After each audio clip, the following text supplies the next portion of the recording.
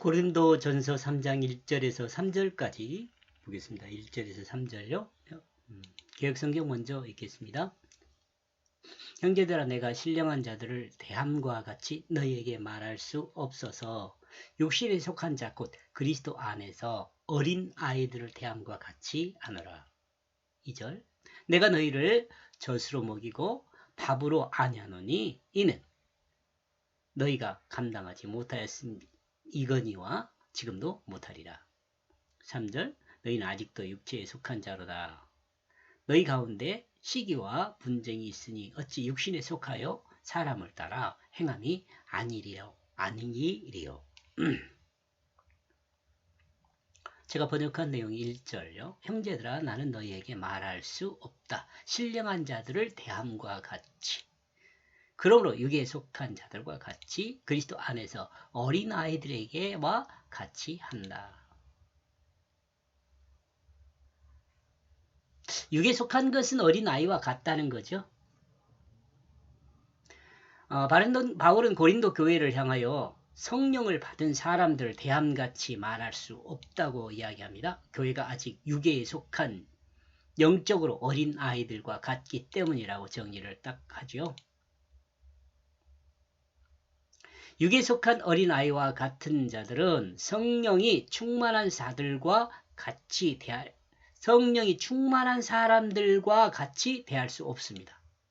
성령이 충만한 성도를 향하여 사용하는 그 언어를 사용할 수가 없다는 거죠.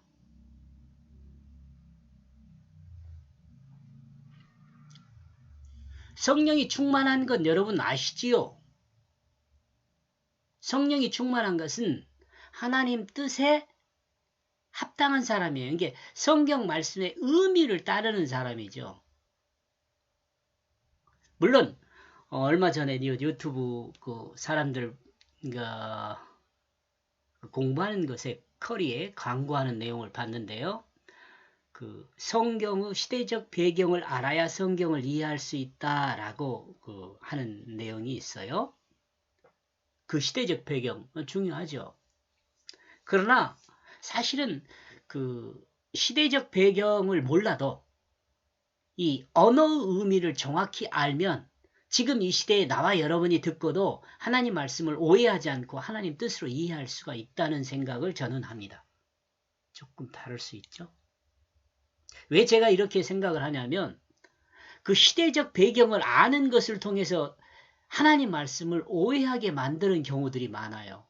무슨 말이냐면 그 역사적인 배경, 시대적인 배경, 뭐 또 그 문자적인 배경 이런 걸 따지다 보면은 뭐가 들어가요? 인간의 지식이 들어가 버려요, 거기에. 그러니까 저는 그렇게 생각합니다. 하나님 말씀을 알아들으려고 노력을 하려면은요, 그 단어의 당시 단어의 의미가 뭔지만 알면 돼요. 뭔지를 알면 되고요. 그 의미를 따라 문장을 다시 구성한 다음에 왜 하나님이 나에게 이렇게 이야기하고 있는지를 들어야 돼요. 학문적으로 성경을 볼 것이 아니고 나에게 하나님이 왜 이와 같은 말을 하고 있는지를 들어야 돼요. 그러니까 물어봐야죠. 하나님 왜 이 말씀을 나에게 하십니까? 그렇게 들어야 돼요. 어린이와 같이 대하는 것은 하나님 나라에서 그 꿈과 희망을 볼 수 있게 하고 가능성을 키우는 말로 하는 것으로 생각해 볼 수 있어요. 어린이들에게. 그러니까 그 시대적 배경에 의해서 알면 마치 어린아이와 같다고 저는 생각을 합니다. 성장했으면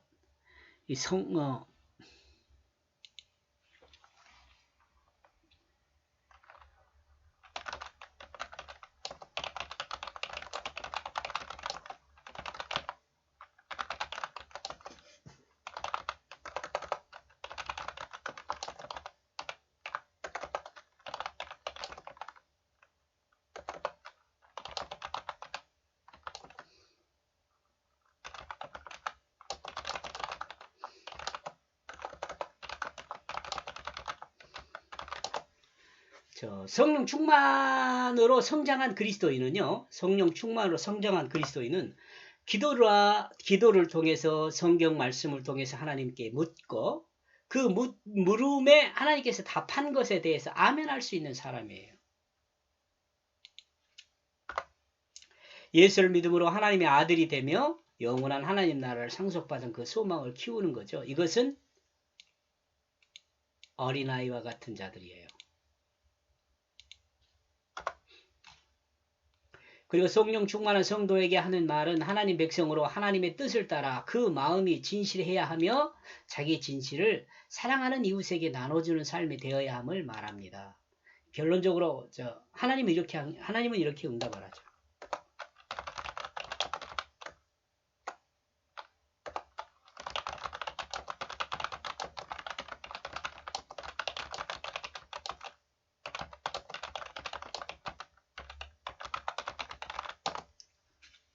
이와 같은 틀 안에서 하나님 응답해요. 2절 나는 너희에게 젖을 먹였고 밥은 아니다. 왜냐하면 아직 너희가 감당하지 못하기 때문이다. 그럼에도 불구하고 아직도 지금 너희에게 말할 수 없다.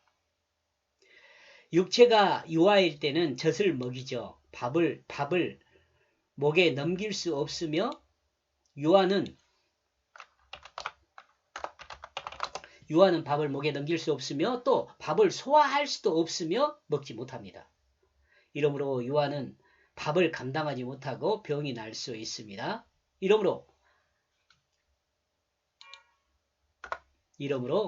파당이 있는 교회는 육에 속한 유아와 같은 자들입니다. 영적으로 무한한 보호를 받아야 할 자들이죠. 영에 속해 있으니까 아직. 아니 육에 속해 있으니까.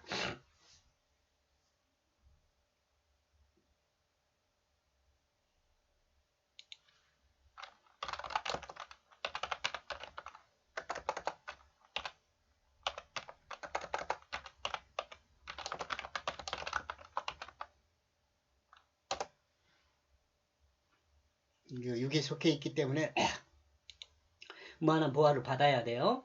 예수 그리스도 십자가와 부활을 믿는 모든 사람이 자기중심이 죽고 예수 생명으로 거듭난 그 상태를 갖는 것은 아니죠. 십자가와 부활을 믿는 모든 사람이 자기중심이 죽은 것은 아니에요. 믿는다고 말하는 여러분 요 말을 여러분 로마서 1장 17절과 상관지어서 생각을 해봐야 돼요.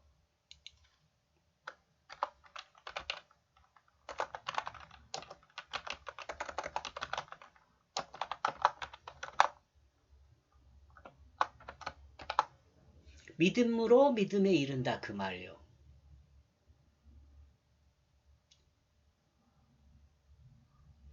예수 생명으로 거듭난 상태에 있는 사람은 육에 속한 사람이 아니라 영에 속한 사람이에요.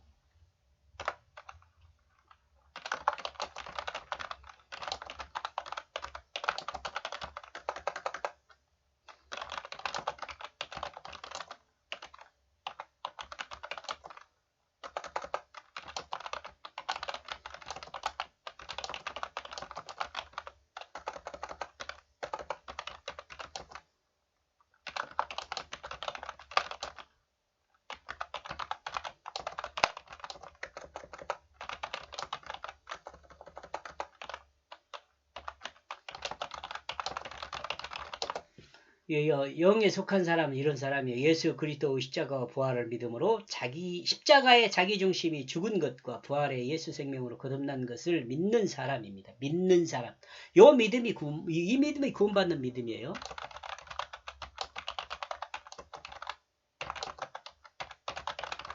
요 믿음이 구원받는 믿음이에요. 예수 그리스도 그 십자가와 부활을 믿는다 그러면서 역사적 사실을 그 예수만 믿으면은요 안 돼요. 내가 죽고 내가 살았다는 것을 믿어야 돼요. 이러므로 육체에 속한 사람은 예수 그리스도 그 십자가와 부활을 믿음으로 알지만 아직 자기 중심이 살아있는 육체에 속한 사람은 그 상태에 있습니다. 육에 속한 사람은요. 이같이 육에 속한 사람에게는 예수 생명으로 사는 그 삶을 가르쳐야 합니다. 영에 속한 사람의 삶인 진실한 사랑으로 섬기는 그 사람을 가르쳐야 돼요. 3절. 그러므로 아직 너희는 육에 속한 자들이다. 확실히 거듭나지 못했다는 거죠. 왜냐하면 아직 너희에게 시기와 분쟁이 있기 때문이다. 왜요? 자기중심이 있잖아요, 여기. 너희는 사람을 따라 삶을 규정하니 어찌 육을 따르는 사람이 아니겠느냐. 교회와 시기와 분쟁이 있는 상태에 있다면 육에 속해 있기 때문입니다. 육체에 속한 사람들은 사람을 따라 자신의 삶을 규정합니다. 육에 속한 사람은 자기중심이 자기 기준으로 비교하고 판단하여 문제를 발생시킵니다. 이러므로 예수를 믿어도 개인차로 인하여 문제가 발생하는 것이죠. 이러므로 하나님의 뜻인 성경을 따르지 않고 인간의 육체를 따르는 사람입니다. 정욕을 따라 세속적 개인적 관심으로 사실에 거짓이 혼합된 사람들의 생각이 드러나는 문제가 발생합니다. 조금 천천히 이해하면서 읽었으면 좋겠어요. 진실에 거짓에 혼합된 사람들의 생각이 드러나 문제가 발생합니다. 인간의 지식에 의한 자신의 관점이 하나님의 온전한 그 뜻이 될 수가 없습니다. 인간 지식에 의한 자신의 관점이 하나님의 온전한 뜻이 될 수가 없어요.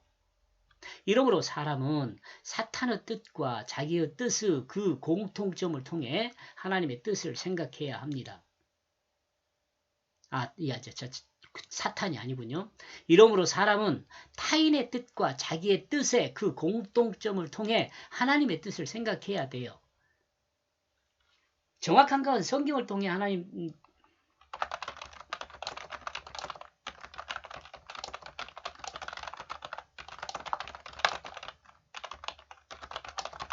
성경을 통해 하나님의 뜻을 생각해야 돼요. 여기서 주의할 것은 인간의 생각은 공통점을 찾았다 해도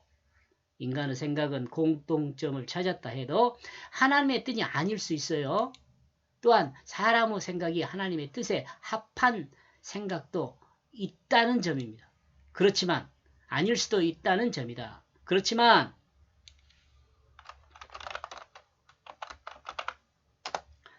사람의 생각이 하나님의 그 뜻에 합한 생각도 있다는 점입니다. 이 내용은 여러분 우리가 이거 한번 생각해 보면 돼요.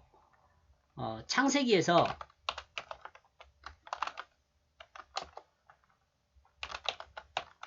아벨의 제사잖아요.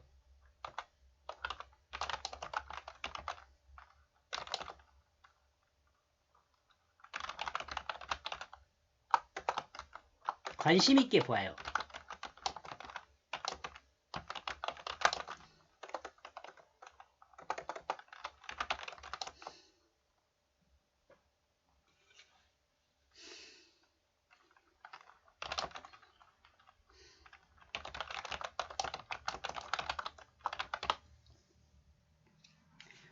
관심 있게 본 그것을 생각해 볼 수 있어요. 여러분 한번 생각해 보세요. 제가 이거 창세기 설명할 때는 이 내용 설명했습니다. 이러므로 사람이 하나님의 뜻에 접근하는 방법은 다음과 같이 있다고 생각해 볼 수 있어요. 세 가지로 이렇게 생각해 봤는데요.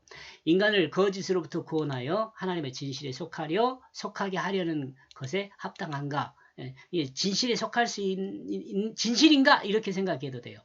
진실한 마음의 그 생명으로 자신을 내어주는 사랑 안에서 행함인가? 진실에 속한가?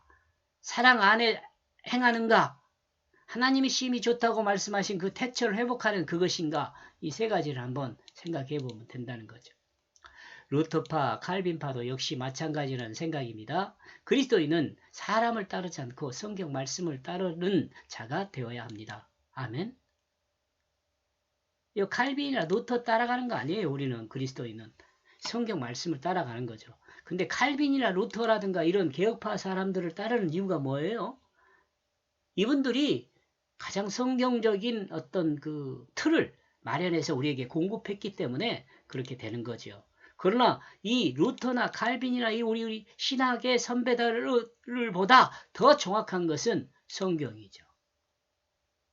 그러니까 제가 가끔가다 그런 이야기 하잖아요. 신학을 배웠다면 신학책은 이 책상 밑으로 내려놓고 이제는 성경하고 과연 그러한가를 따져봐야 한다고. 성경이 캐논이잖아요. 다른 게 기준이 되질 않아요. 그리스도인에게 기준은 성경이에요. 그리스도인은 진실한 마음의 그 사랑으로 섬기는 자리에 있어야 합니다. 이게 그리스도인의 결국이라고 했죠. 이렇게 설명하고 있다고 해서 이단도 그리스도인으로 생각하는 것은 아닙니다. 여기까지 보겠습니다. 고맙습니다.